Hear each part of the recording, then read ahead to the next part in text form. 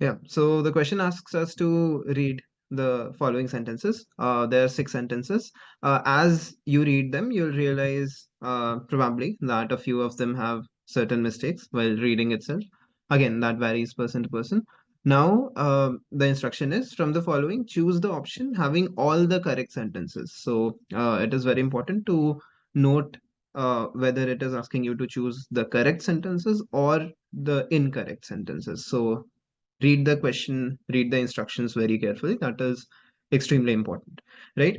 So like if you've read the six sentences and you're in a habit of reading and communicating in English, and you have had a diverse and wide uh, um, you know reading portfolio, then probably just by reading the sentences alone, your instinct by instinct it will strike you that your instinct will tell you which sentences are wrong and where the problems are, right? But even if you're not that well versed, or the mistakes don't naturally come to you, could also be because of the exam pressure, right?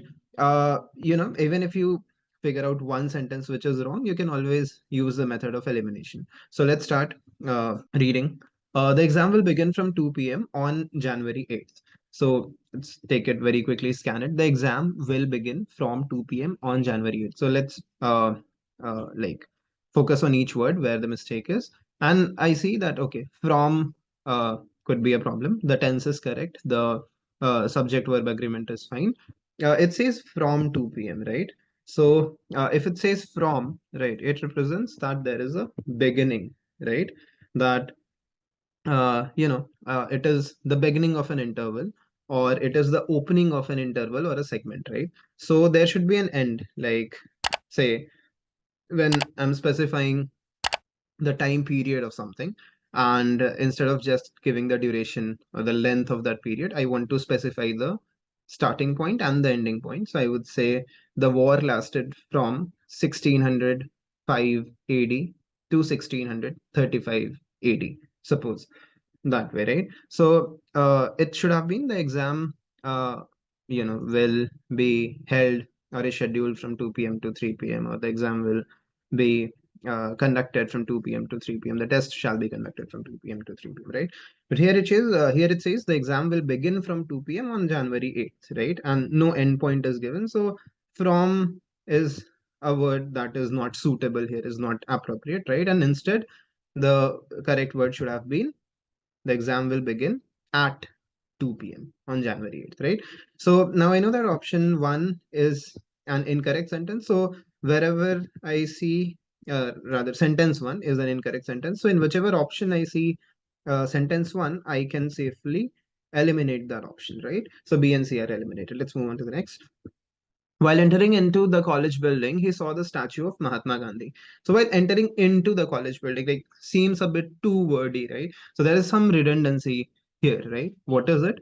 So while entering the college building, does that give me the same amount of information? Can you still picturize and visualize the scene? Does into add any sort of meaningfulness there, right? You always enter a building, right? So having an into there is redundant. It is superfluous. It's not needed, right? It's something extra. So entering into the college building, when while entering the college building itself would have done the trick, right? So omitting into makes sense here, right? So always check if a word, not just whether a word can be replaced by another word, also whether a word can be omitted.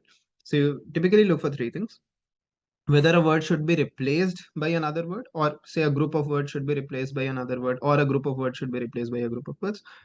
Then second, whether a group of words or a word is not needed there, it should be omitted to make the sentence correct. Or third, whether a word or a group of words need to be included, they are missing, right? So either there is something extra, or there is something missing, or there is something that needs to be replaced, right?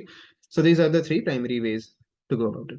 So into is removed. So again, option two, wherever it is, can be eliminated. So we can eliminate option, right? The government has entered into a discussion with the local bodies for keeping the streets clean, right? So entering into a discussion here, it makes sense because discussion is not like a physical structure or a conventional place, site, or structure where you enter. So entering into negotiations, entering into discussions, you might have come across these sort of headlines or uh, news pieces or sentences, might have encountered them in the news. And that's why it's so important that when you're preparing for the verbal section of any exam, you focus a lot on diverse reading, right? So that's why regular reading is needed, because these words and sentences, they get stored into in the back of your mind, right? They make your way in your passive memory, and when you encounter something, you might not be able to pinpoint why something is wrong, but that this part is wrong or this is wrong because I've never seen this type of sentence structure before. This seems awkward to me, right? And that is what you need. You need to answer fast. During the exam, you don't need to get into the whys of it, right? If you know the whys, it's great. But if you just want to score high and you want to solve, right? So that's why reading helps a lot, even when it seems that it's not helping. Reading will give you that corpus from which you can draw upon in the exam. That drives your instinct, that drives that intuition. That intuition is seems magical, but it is just based on having a vast pool of uh, sentences and familiarity with language. To develop that familiarity with language, it'll set your alarm bells ringing when there is something off, right? You need to read uh, a range of uh, good quality intellectual articles from various fields, right? So that is very important. So yeah, the government has entered into a discussion with the local bodies for keeping the streets clean. That makes sense, right? Entering into a discussion, but not entering into the college building, right? So yeah, three is fine. I'll start my world tour from Sri Lanka. Again, starting from Sri Lanka being the starting point, as in a point in a circuit and not sort of a point in time, right? So I'll start my world tour from Sri Lanka. So that is fine. We have, a defined place and, a circuit of travel that is being given. So of course, you don't need these explanations when you know that certain sentence structures are appropriate in English and others are not, because you have encountered them several times. So that's why, again, I'm saying an exam, I can explain you the rules, but what will help you realistically uh, solve these questions fast in at a speed that you want uh, to solve, in order to go move on to the next question, because this is the type of question that you should be able to do crack in 20 seconds. So that is why again and again I'm asking you to read and keep reading. Think about what you read and read across sources, and that will be very helpful. Even uh, 3 months of reading, rigorous reading, can make a lot of difference. Okay, so four is fine again. Okay, five. Amitabh Bachchan is married with Jaya Bacchan. Again, exams, when sentences don't typically look for spelling mistakes in names. So this is the way the question was given, and this spelling of a person's name might be wrong, but then that is not your job to correct it, right? Look for grammatical errors, and if there is something, some sort of spelling mistake with homonyms or something like that, where you're being tested, then that makes sense to point it as an error, right? Where suppose stationery is written as stationery or something like that, then you can mark it as an incorrect sentence. But here, like for example, if there is a typo in a proper noun in a name, then that's not your job to mark it as an incorrect sentence for that point alone. So Amitabh Bachchan is married with Jaya Bachchan. So it's not the spelling mistake which is the problem, but there is something else, right? Is married with. So think about it. You always hear something like is married to, right? Not married with, right? So this sentence is incorrect. Why? Because we need Amitabh Bachchan is married to Jaya Bachchan, right? And again, for this, again, you need familiarity with language. What is important is to build a repository, a repertoire of sentences in your mind, and you can do that by interacting with English on a daily basis, interacting with formal standard English through listening, through speaking, and most importantly through reading.